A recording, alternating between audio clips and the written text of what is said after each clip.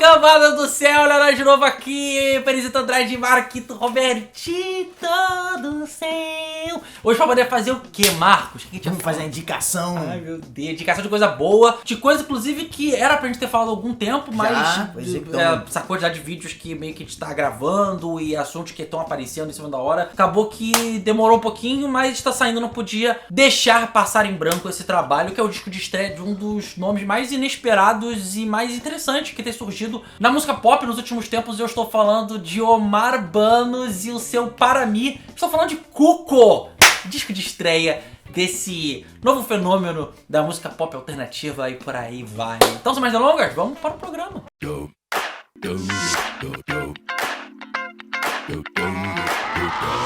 Marcos do céu, aquela perguntinha de sempre. Cuco, já tinha ouvido falar? Já tinha ouvido? Já tinha escutado? Não tinha escutado, nem tinha ouvido falar. Até que veio a solicitação, tem um disco aí que tem que ouvir.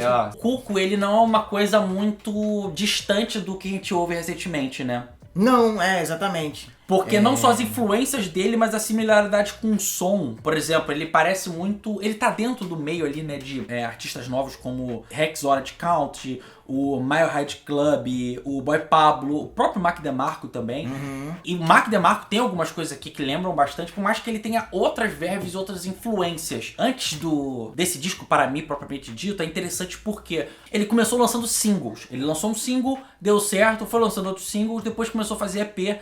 Tanto que o primeiro trabalho dele é Wanna Be With You, que tem 7 faixas. Songs For You, que tem 9 faixas, quase um disco, mas acho que pela minutagem e tudo, pode ser também incluído como mixtape, eu acho. E a Chiquito, que foi o último EP de 2018, do ano passado, que lançou 6 músicas. À medida que os discos foram passando, os EPs foram passando, a sonoridade do Cuco foi acrescentando degraus e coisas. Nisso, inclusive, ele me lembra, por exemplo, sei lá, a Billie Eilish ou a Pop, que a gente vai falar no Musicalize Indica, de a cada novo trabalho parecer que entender melhor como trabalhar a sua sonoridade, o que entender dela, o que apresentar de novo. Mas acho que essa é uma característica também da nossa época, da possibilidade de lançar trabalhos mais ou menos de maneira independente, por exemplo, no SoundCloud. Que foi como ele começou. Esse tá, por exemplo, Tom Misch. E é a possibilidade que você tem de testar coisas, tá ligado? E você vai testando, vai fazendo sucesso, você vai acrescentando outras coisas, você vai formando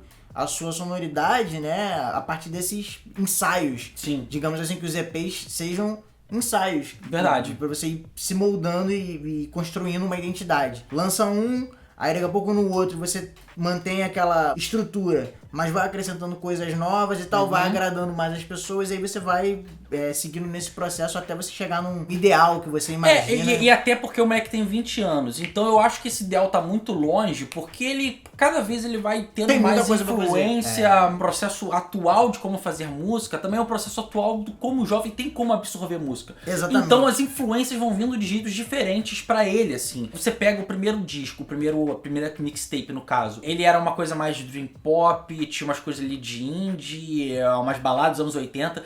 Mais pra frente, no segunda mixtape, ele foi e adicionou trap e lo-fi, até que chegamos nesses trabalhos mais recentes. Você já viu influência muito forte de Tame Impala, já viu uma influência muito forte de Pound, de agora Unknown Mortal Orchestra, Ariel Pink. Muito do Flower Boy do Tyler, the Creator, aqui nesse trabalho. A sonoridade, né, ali como fazia. Você tem uma influência forte também de caras multi-instrumentistas, como já citado Mac DeMarco, Toro Moa, bem ali nas partes mais psicodélicas do Toro Moa, nas partes mais T-Wave dele, assim, do Sen Morimoto. A gente pode voltar um pouco lá atrás, no primeiro e talvez o maior single do Cuco, que seja o Louco e Sinto. Ela ali eu acho que é um pouco o síntese do que é a sonoridade do Cuco. E aí eu vou até pegar um trecho que eu vi dele, de uma entrevista que ele tava dando, que ele falando assim: eu cresci ouvindo muito do rap chicano com o MC Magic, Lil Rob, Baby Bash, e essa música tinha muitos elementos antigos e coisas assim. Em termos de produção, é mais sobre aquela vibe antiga, como esse tipo de coisa de Smokey Robinson, que é um cara que aparece no disco do Anderson .Paak. A gente consegue ver essa vibe mais malemolente, amorosa dessas músicas de antigamente na sonoridade do Cuco. Além disso, ele fala assim: eu adiciono muito da velha escola, mas ao mesmo tempo muita pós-produção, porque eu também uso muito 808, mas eu apenas a movo para soar como uma velha bateria eletrônica. Então eu apenas tomei essa influência e adicionei muito do meu próprio toque a esse primeiro single, o Lá Que Sinto. Que ela é uma música basicamente de amor. Como boa parte das músicas do Cuco, ela é simples. Você vê os sintetizadores, eles são coisas mais ondulados, eles lembram os ritmos da Costa Oeste, ele é da Califórnia. Você vê muito de tons mais sedutores, mais, sabe, calientes ali. Então essa mistura psicodelismo com hip hop, seja latino, seja norte-americano, com outras coisas mais indie e outros gêneros, como lo-fi, dream pop, tudo isso vai ajudando a moldar a sonoridade do Cuco. E quando você falou lá atrás das músicas do EP de ser como se fosse testes, como se fosse experimentações, eu acho que lá funciona melhor do que funciona aqui. Eu acho que há gorduras que, no fato de você lançar singles ou lançar essas mixtapes, ele conseguia equilibrar melhor. Isso talvez é um pouco culpa dele, porque ele fez um contrato, não lembro qual gravador agora, que ele deveria fazer as coisas do jeito que ele queria. Eu acho que aqui, se ele tivesse um produtor ou alguém que ajudasse a moldar um pouco melhor a sonoridade dele, talvez tirasse alguns excessos ou algumas vezes que a música dele parece dispersa demais e que ela não chega no ponto que ela quer, sabe? Ela parece que ela tá divagando demais e você, cara, cadê? O que é a música que tá querendo Então, mas é uma sensação que a gente tem quando a gente pega pra ouvir o álbum como um todo. Porque a música individualmente, ela funciona. Pelo menos é a sensação também que acho, eu tenho. concordo também.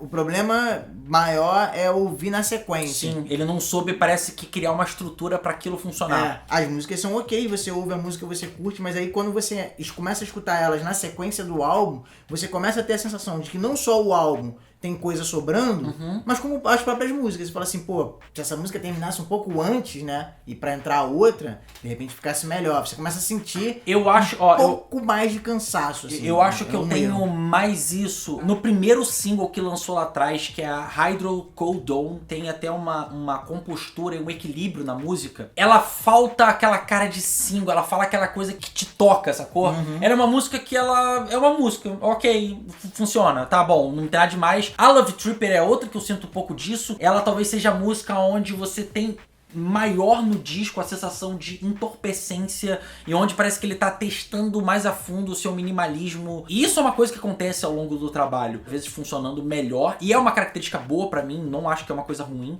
Ele só acho que tem que achar talvez o ponto ideal, que a gente tem batidas que são mais estáticas, a voz dele várias vezes mais arrastada, uma música ambiente que ela soa vagarosa, tem uma quê de dormência. Várias vezes as músicas têm um misto de chapação carregada com muita melancolia. Que é a coisa do romantismo, né, cara? Do romantismo como o amor, que é aquilo que machuca. O amor que é uma parada que dói. Ele fala isso, acho que pra uma geração de Tinder, de coisas supérfluas, de não se entregar, talvez, plenamente às coisas. Tudo é muito rápido, tudo é muito... Justamente, né, nessa questão da fuga de um mal-estar dentro de um sentimento que é bom, que é o caso do amor. Então, tipo, não sentir esse mal-estar, essa coisa ruim que a gente sente do sofrimento inerente à experiência do amor, a gente criou mecanismos de fugir. Aí tem Tinder e mil coisas. Mas é legal você ter alguém que traz um retorno. Um amor idealizado. Porque várias vezes o amor dele também machuca, mas eu acho que o amor dele é uma parada que, tipo... Tanto que tem uma matéria que é da Vice, eu não lembro de quem que faz,